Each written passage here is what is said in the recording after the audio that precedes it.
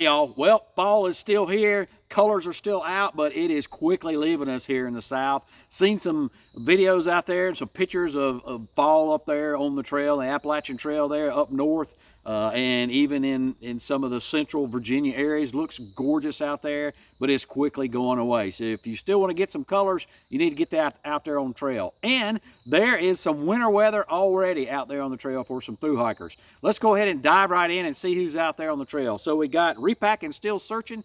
They are the Blazing Boomers crew, and they are on the southern portion of their flip-flop.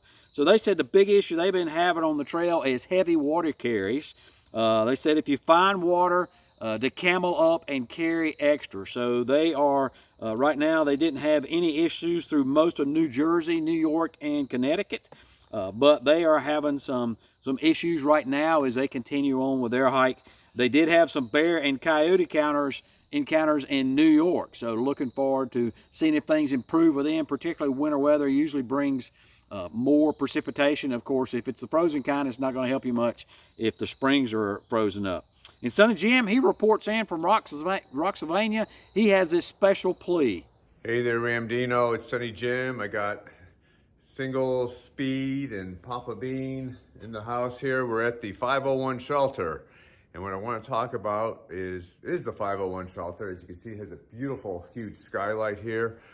This is a great shelter, and we were able to stay here last night and be out of the rain and the heavy winds. We also stayed at the Eckert shelter, and it's also a nice shelter. Both of these shelters are being slotted to be decommissioned from the trail. And there's a petition that's out there, and I want to just go on your channel and at least say, hey, folks, go to change.org, look for the Eckert and 501 shelter, and sign the petition to save these shelters. These are heavily favored by hikers. We all love them. Many of you have been there. You know what I'm talking about. So please go sign that petition. We're pressing on through Pennsylvania. Got 170 miles to go, so we'll get back to you later. Thanks again. So, yep, I got right to the 501 shelter. If you've been watching my latest Pennsylvania hikes, I got right to there and actually did not stay in the shelter. It looks like it's going to be closed. That's where I terminated my hike. Looks like it's going to be closed when I get back up there. That is unfortunate. I was looking forward to going in that. And then we got Owlcat. She is on her 25-26 thru hike. She's doing Sobo right now. She is in Vermont, and she has had, looks like, quite a bit of snow. But she made it to Vermont, continuing on south. She did say that she skipped the Pinkham Notch and the Franconia Notch area. When she was coming through that area, that was when the 20-plus hikers, day hikers, had to be rescued by the train up there at Mount Washington. So she's got about 54 miles. She's got to go back and finish later in the spring, but that was the smartest thing to do since the temperatures and at those altitudes, it looked like it's going to be pretty decent snow, and that was probably the safe thing to do. She sends in this video. Hey Ramdino, hey everybody, it's Owlcat here, checking in from Vermont. I am just made it over Killington, and we got a little bit of snow last night, this morning, so it is beautiful. It's about 28 degrees here right now, and gusty. So this type of year is always kind of the shoulder season where we don't have a lot of Nobo, don't have a lot of Sobo out there. Some Sobos get off trail when it's winter.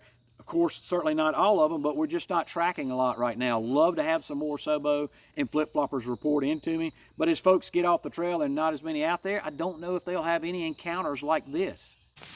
Hiker Bob, what's up? Ramdino, what's up?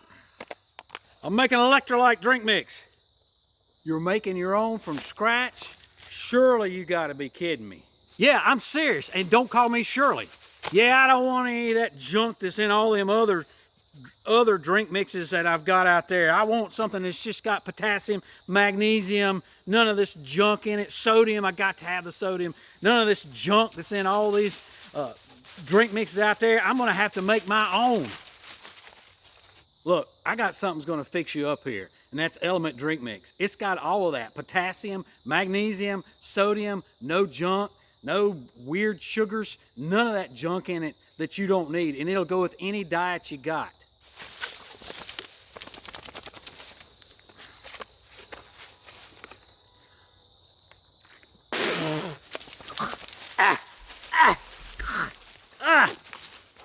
I need something to get this taste out of my mouth. How's that taste? Not too good. Here, try some of mine. Don't mind if I do. That's a lot better than what I had. That's what I thought, Hiker Bob. Right now, you can go to drinklmnt.com/Ramdino and get a free sample pack with any order. You don't have to go to all that trouble, and it'll go with any diet and not have all them weird chemicals that you talking about. They've got a ton of great flavors. Go to drinklmnt.com/Ramdino. Go and get you some. So whether they have any of those encounters or not, let's go ahead and hear from the class of 2026 and their intro videos. First up is Spear Shaker. He is our first international hiker that we've got on our list, so the first one that I'm aware of. First intro, that's for sure. And he is from Portugal. He sends in this video. Greetings and salutations, Ramdino, and hello to the AT hiking community. My name is Henrique, aka Spear Shaker. I don't have a trail name yet, can't wait to get one. And I'm coming to you directly from the south of Portugal. Beautiful sunny day. Leave Springer Mountain in late February, early March. The reason why I want to hike the AT, to be fair, I don't have one. But to quote the great John Moore, the mountains are calling and I must go. So yeah, I can't wait to step foot in Georgia and try and make my way Nobo. Thanks everybody, have a fantastic day. Says he needs a trail name. I think Spear Shaker is a pretty good trail name. I don't know that he needs another one out there. And then we also got Michael Scott. He sends in his intro video. Hey there, Ramdino and YouTube. This is Michael Scott, otherwise known as Friar Tuck. And I'm headed northbound, starting in March sometime, depending on the weather. I've always wanted to hike the Appalachian Trail, and I am free this summer, so that's what I'm going to do. And if you'd like to follow me, my name is Michael Scott from Iberia, and I have a Facebook page. Nice seeing you guys. Bye. And we got Fraggle. He sends in his intro. Hey Ramdino, Fraggle. My YouTube channel is Fraggle on the Appalachian Trail 2026. I'm hiking northbound starting February 20th. I'm from Virginia. I am hiking the Appalachian Trail because I just want to accomplish it and because I want to do it in memory of my father. I'll be putting out a video about once a week, and I apologize, my content's not going to be really polished, but hope to see you guys out there. Fraggle, don't worry, we take unpolished videos here. Those are usually the best. As an example, I'll use my channel. Pretty dang unpolished, if you ask me. And then we also got Tina Ball, whose trail name is U-Turn, and she sends in her intro. Good morning, Ramdino. This is Tina. I am checking in. On the trail, I'm known as U-Turn. I wanted to come give you my Appalachian Trail Thru Hike announcement for 2026. I will be starting Nobo in March, and I just look forward to seeing what God has in store for me this coming year. I'm currently on the Foothills Trail doing a thru hike in preparation for the AT next year, so I'll keep touch and I will let you know how it's going. Hike hard and pray harder, guys. Interesting, she mentioned she's through hiking the Foothills Trail there, so she's doing that as a test hike for her through hike that she's got coming up.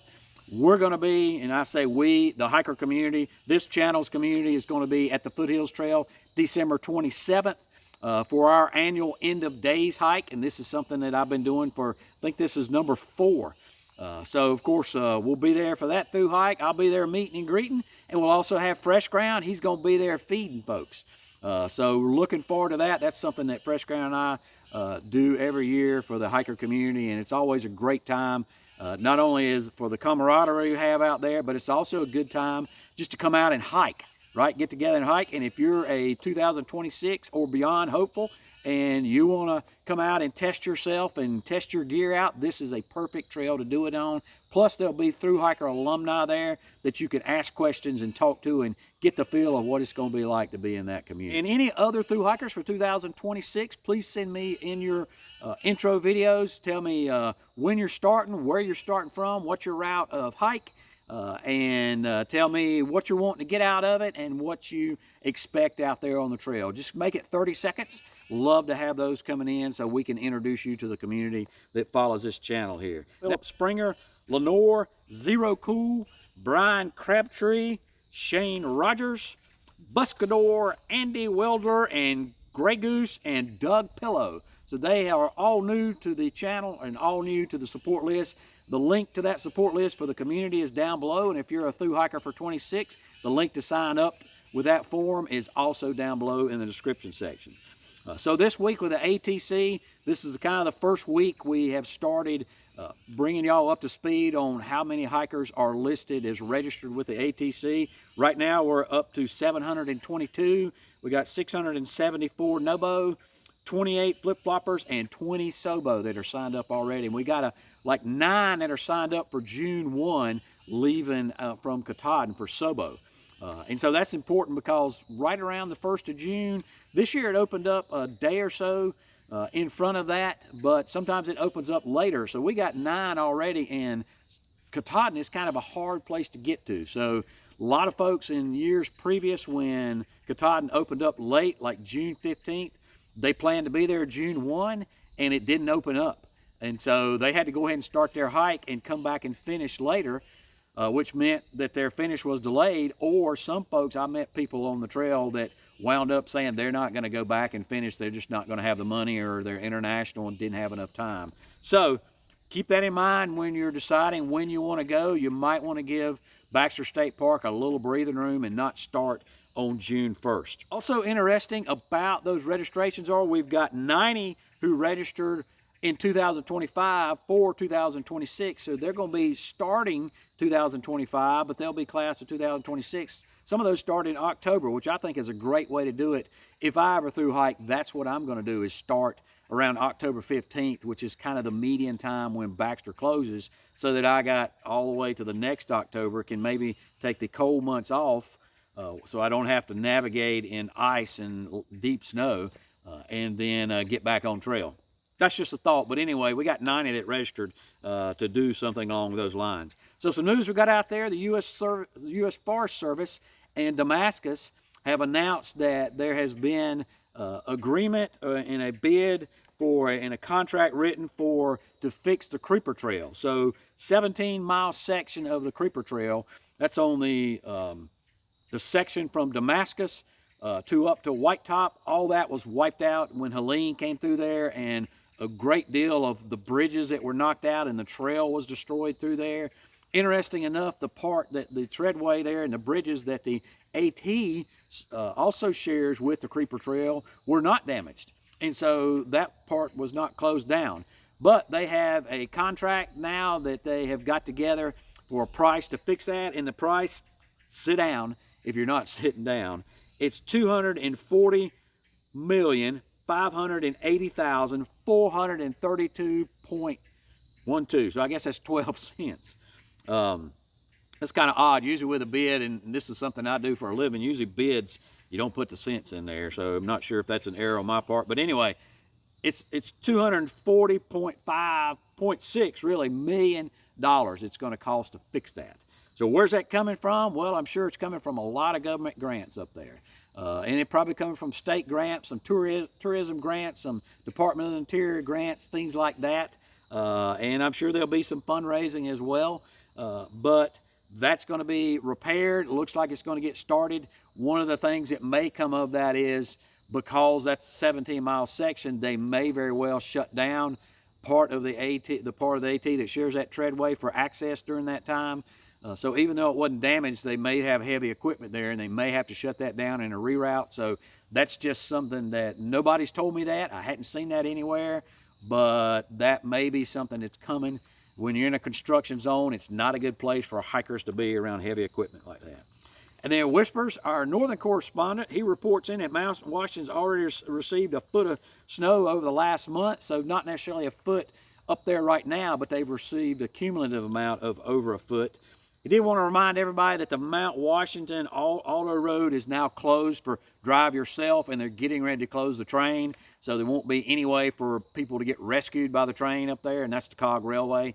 Nobody, there won't be a way if somebody foolishly hikes up there like these other folks did, that nobody will be there to rescue you. So that would be a mess if you did that. So please play it smart. He also indicated that water levels have returned about normal there. Up in the New England states, although now it's a game of cold rather than being physically dangerous. So it's not, and when physically dangerous, the cold can be physically dangerous, and that's what he means, but it's not that the lack of water can be physically dangerous.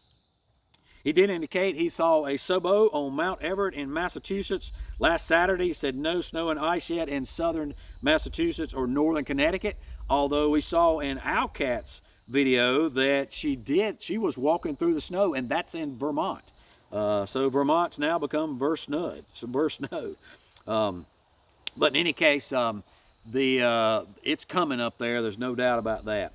And then also we've got the Mount Algo shelter, and its surrounding area is closed up in Connecticut, and that's at Nobo Mile 1473, and it's closed due to widowmakers that are in the trees all around that area. So the shelter's closed, the trail to the shelter's closed, we got the privies closed, all of that stuff up there. The wash pit, which I'm not sure what a wash pit is. Hey Daisy, I'm not sure what they mean by wash pit. I don't know of any shelters that have wash pits, but anyway, all of that's closed up there because of the widowmakers. Oh, thank you, Daisy. Thanks for coming up and joining us. So what widowmakers are, widowmakers are, the trees that hung up in the top of trees. Sometimes it's a whole tree, sometimes it's the top of the tree that the wind is damaged and it could fall out of the tree.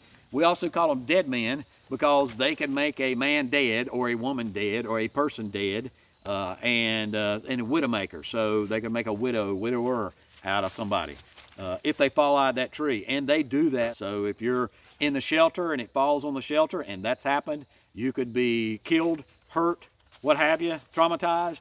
Same way your tent, they'll fall out on your tent, and the tent ain't gonna save you at all. So keep that in mind when you're up there, and that goes for anywhere, not just the Mount Algo shelter, but any shelters around there. Any place you're camping, look for widowmakers, particularly where Helene came through there. So that's Southern Virginia, Tennessee, North Carolina.